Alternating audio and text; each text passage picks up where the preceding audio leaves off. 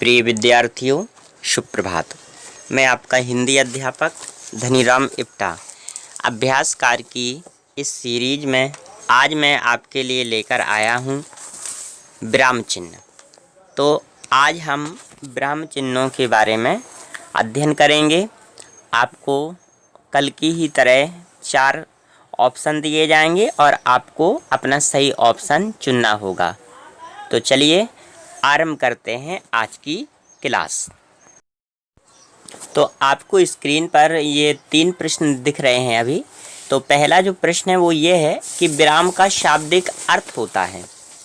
तो देखिए इसमें लिखा हुआ है कि विराम का शाब्दिक अर्थ होता है। तो आपको ये बताना है कि विराम का शाब्दिक अर्थ क्या है। ऑप्शन 1 है अपने विचारों को प्रकट करना, धीमी गति में बोलना, तेज गति में बोलना या विश्राम अथवा रुकना। तो इसका जो सही ऑप्शन है वो घ ही है। बहुत सरल सा प्रश्न है ये। तो विराम का अर्थ ही होता है विश्राम अथवा रुकना। दूसरा प्रश्न है विराम चिन्ह कहलाते हैं शब्दों का विश्राम स्थल, विशेषण शब्द, विश्राम दर्शाने के लिए कुछ चिन्हों का प्रयोग या साधारण शब्द। ओके स्टूडेंट, तो इसका आपको का और खा दोनों एक जैसे लग रहे होंगे, लेकिन इसका जो सही जो आंसर है वो है आपका ऑप्शन खा।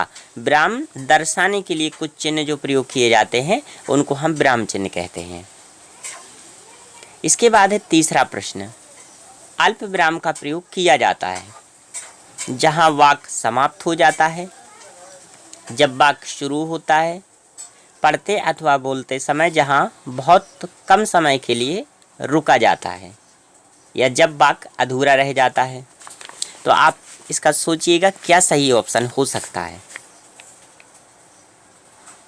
ओके स्टूडेंट्स, अगर आपका ऑप्शन गा है तो गा बिल्कुल सही है, क्योंकि जब हम पढ़ते अथवा बोलते समय थोड़े समय के लिए रुक जाते हैं तो वहाँ पर हम अल्प विराम का ही प्रयोग करते हैं।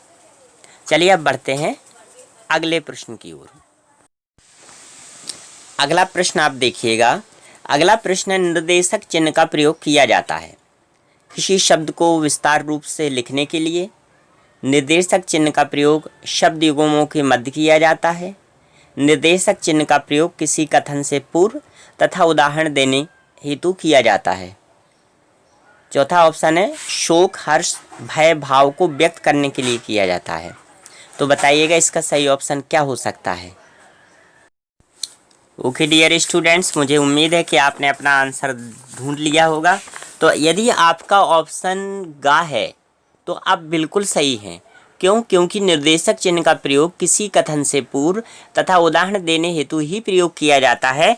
जैसे मान लीजिए मैंने आपको जब समझाया था तो मैंने आपको उसमें बताया था कि माँ ने कहा, तो माँ ने कहा। अब यहाँ हम निर्देशक चिन्ह का प्रयोग करेंगे, फिर हम लिख देंगे रमेश इधर आकर अपना स्कूल कार्य कर लो।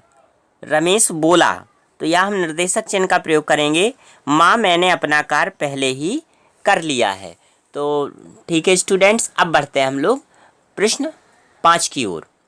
तो प्रश्न 5 है अर्ध विराम का प्रयोग किया जाता है जब वाक्यों में पूर्ण विराम से कम तथा अल्प विराम से अधिक रुकना पड़ता है, जब वाक्य में प्रश्न पूछा जाता है, किसी अन्य कथन को ज्यों का त्यों लिखने के लिए, जब किसी विषय का विवरण अगले वाक्य से हो रहा हो।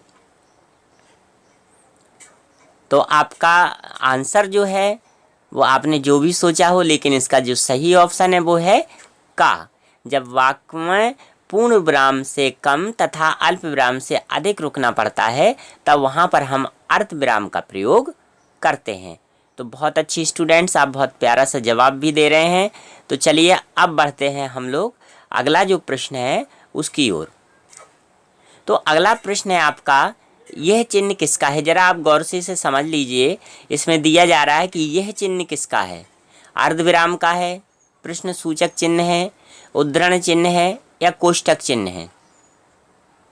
तो ये बहुत ही सरल सा प्रश्न था। तो इसका जो सही ऑप्शन है वो खा है, क्योंकि ये प्रश्न सूचक चिन्ह है। इसके बाद देख लीजिए यह चिन्ह किसका है। ये विवरण चिन्ह है, योजक चिन्ह है, निर्देशक चिन्ह है या कोष्टक चिन्ह है। ओके डियर स्टूडेंट्स, तो ये निर्देशक चिन्ह है। बिल्कुल आपका सही ऑप्शन था। चलिए अब बढ़ते हैं हम लोग अगले प्रश्न की ओर। अब आपके सामने स्क्रीन पर जो चिन्ह दिए जा रहे हैं, अब आपको ये बताना है। देखिए, ये आप इसे गौर से देख लीजिएगा। 8वां जो प्रश्न है आपका, इसमें लिखा है यह चिन्ह किसका है। तो आप गौर करिएगा, यह चिन्ह किसका है भाई। देखिए, प्रश्न आपका जो ऑप्शन है, विस्मय सूचक चिन्ह, लाघव चिन्ह, पूर्ण विराम या त्रुटि पूरक चिन्ह। सोचिए जरा। ओके स्टूडेंट्स, आपका ऑप्शन बिल्कुल सही है। आपने ऑप्शन चुना है खा, तो खा ऑप्शन बिल्कुल सही है, लाघव चिन्ह।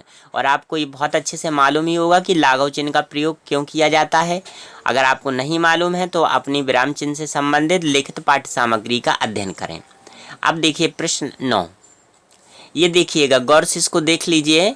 यह चिन्ह किसका है? उद्धरण चिन्ह है, निर्देशक चिन्ह है, कोष्टक चिन्ह है या विवरण चिन्ह है।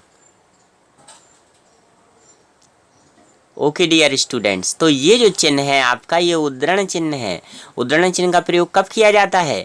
जब हम किसी के द्वारा लिखी गई बात को ज्यों का त्यों लिख देते हैं, तो उसको हम लोग उद्धरण चिन्ह कह देते हैं। जैसे आपने कहा, परहित सरिस धर्म नहीं भाई, पर पीड़ा सम नहीं अधमाई। अगर आपने ये लिख दिया तो ये गोस्वामी तुलसीदास जी की पंक्ति हैं, तो हम उनको ज्यों का त्यों लिखने के लिए निर्देशक चिन्ह का प्रयोग कर देंगे। बहुत अच्छी बात है स्टूडेंट्स, आप बहुत अच्छा अध्ययन कर रहे हैं और पूरी कोशिश करते हैं सही जवाब देने की। चलिए अब देखते हैं क्वेश्चन नंबर लास्ट यानी 10। यह चिन्ह किसका है? इस चिन्ह को जरा देख लीजिए गौर से। यह चिन्ह किसका है? यह चिन्ह किसका है भाई? अर्धविराम का है, कोष्टक का है, अल्पविराम का है या विवरण चिन्ह है? ओके डियर स्टूडेंट्स, अगर आपका ऑप्शन का है तो आप बिल्कुल सही हैं, क्योंकि ये जो चिन्ह है ये अर्धविराम का ही है।